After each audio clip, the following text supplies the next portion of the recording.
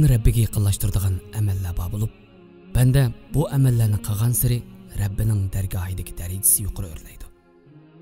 Darajasi shu qadar o'rlaydiki, oxirida Janob Allohning bandam deydigan alohida bandalar qatoridan o'rin oladi. Mu'min namoz orqali Rabbiga yaqinlashadi. Roza tutish, zakat berish orqali uning solih bandalarining qatoriga qo'shilishga tirishadi. Bandani Allohga yaqinlashtiradigan, uni Allohning alohida bandalar qatoridan o'rin olg'izadigan amallarning biri bo'lsa, Alloh yo'lida xizmat qilish. Abu Hurayra radhiyallohu anhu mundaq deydi: Suyimlik payg'ambarimizning sahobalaridan ma'lum bir kishi suyi tatliq bir buloq batog'ining yenidan o'tgan edi. Bu yer o kishiga bakli yiqib qoldi. Kashki kishilardan ayrilib mushtaqdagi o'nkirda yashagan bo'lsamchi. Ammo Rasulullohdan ruxsat olmay turib buni qila olmayman, dedi. Ondan o kishi ko'nglidagini Rasulullohga aytdi. Suyimlik payg'ambarimiz uningga javoban: "Bundaq ishni qat'iy qilmang. Chunki sizlardan biringlarning Alloh yo'lida tirishib g'ayrat ko'rsatishi uyda o'ltirib 70 yil namoz o'qishidan bakroq afzaldir. Allohning sizlarni kechirib jannatiga kirgizishini xohlamamsizlar.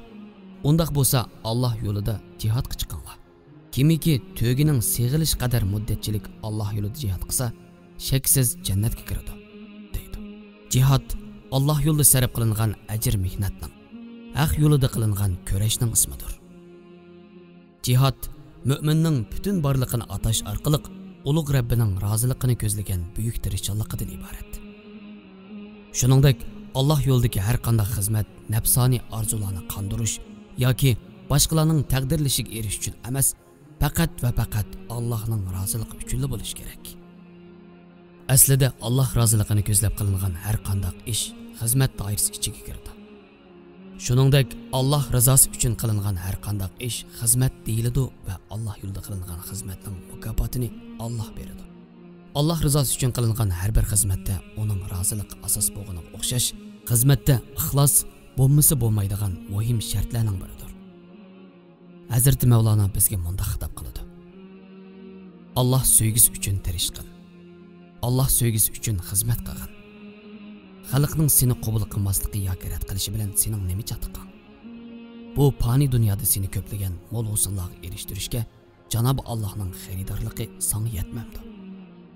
Allohdan oladiganlaringning oldida insonlarning beradiganlari qanchalik bo'lmoqchidi? Undaq bo'lsa, ko'zing va qalbingni insonlardan keladigan atalmish rahmatlarga emas, Alloh tarafidan keladigan mukofot tarafiga qaratgan. Mu'min xizmat orqali Allohga yaqinlashadi. Ma'lum bir maqol tamsilda mundaq deyilgan: Xizmat qilsang, himmat sening. İnsanlarning eng yaxshisi insonlarga eng ko'p manfaat yetgan kishidir. Shundaqla xizmat qilgan kishi insonlarning mo'tivarlaridir. Haqiqatan suyimlik payg'ambarimiz bir qavmning mo'tivarlari ularga eng ko'p xizmat qilgan kishilardir, deydi. Alloh yo'lida qilingan xizmat mag'firatga sabab bo'ladi. Bir hadis sharifda mundaq deyilgan: Bir odam yo'lda ketayotganda bir tikanning shexini ko'rib, uni elvatdi. Bu sababli Janob Alloh u kishidan rozi bo'ldi va u amalining mukofoti uchun uning gunohlarini mag'firat qildi. Shunga Alloh yo'lida qilingan eng kichik, eng oddiy amalni to'van ko'rmaslik lozim. Chunki ulug' Alloh ozni ko'p qiladigan zot. Masalan, mu'minlarni yaxshiliklarga buyurib, yomonliklardan to'sish Allohning dinini yetkazish uchun ko'rsatilgan bir xizmat. Koinotning faxri bo'lgan suyimlik payg'ambarimiz mendan bir oyat bo'lsa-mu kishilarga yetkazinglar degan. Shuning uchun tabliğ, ya'ni yetkazish xizmatini o'rindash uchun cho'qim olim bo'lish shart emas. İnson yetarki bir oyat yoki bir hadis bo'lsa-mu boshqa insonlarga yetkazish kerak. Allohning mu'min bandalari xizmat qilishda musobaqa qilishadi. Chunki Rabbimiz mu'min kishilar to'g'risida mundaq deydi: Ular Allohga va oxirat kuniga ishonadi. Yaxshi ishlarga buyuradi, yomon ishlardan to'sadi. Yaxshilik ishlarga oldiraydi va yaxshi ishlarda bir-biri bilan musobaqa qilishadi. Alloh yo'lidagi xizmat demak yaxshilikqa vasila bo'lish demakdir. Bir yaxshilikqa vasila bo'lgan kishi u yaxshilikni qilgan kishiga o'xshash ajrga erishadi. Bu dunyoda qilingan xizmat qiyomat kuni bir nur sifatida mu'minning oldiga chiqadi. Bir hadis sharifda mundaq deyilgan: Har qanday bir kishining Alloh yo'lida bir chechi og'risa, bu og'riq qiyomat kuni u kishi uchun bir nur bo'ladi. Alloh yo'lidagi xizmat degan bir mo'min qarindishining ehtiyojini ko'rish va ehtiyojiga yordam qilishdir. Alloh yo'lidagi xizmat mo'min qarindishining manfaatini o'zining manfaatidan a'lo ko'rishdir. Har bir yaxshilikni tamosiz holda qilishdir.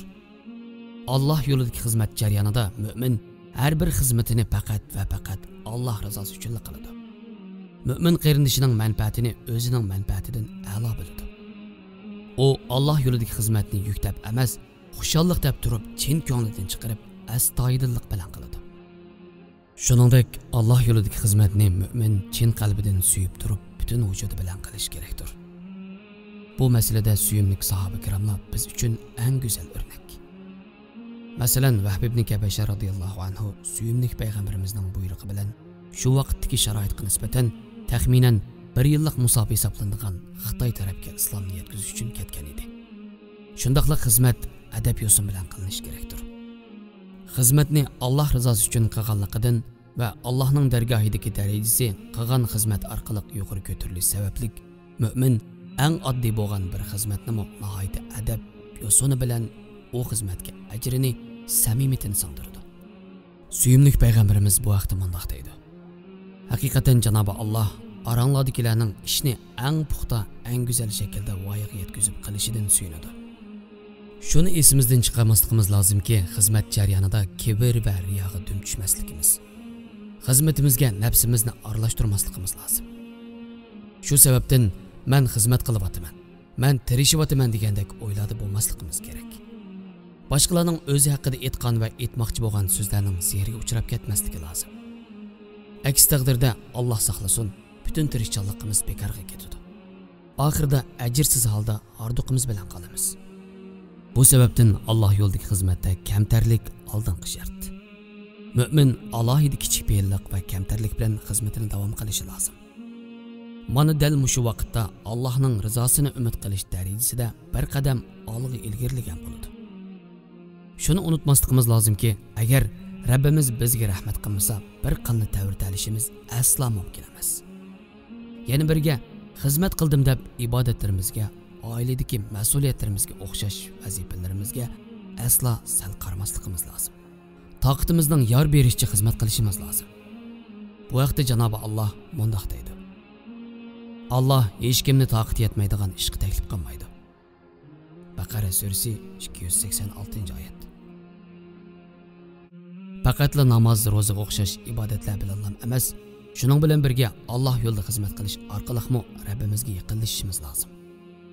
Ya'ni ko'ngil ahli va xizmat ahli bo'lishimiz lozim. Aslida qaltis deb ikkili vazifani tang etmagan kishini deymiz. Amaliyotda har bir aylanning atrofida o'ziga tushliq qila oladigan bir xizmati bo'ladi. Har bir mo'min kuchining yetishicha xizmat qilsa bo'ladi. Masalan, ilm bo'lgan ilm o'gitish orqali da'vat qila oladiganlar insonlarga da'vat qilish bilan, kuchi bo'lgan kuchi bilan xizmat qilishi lozim.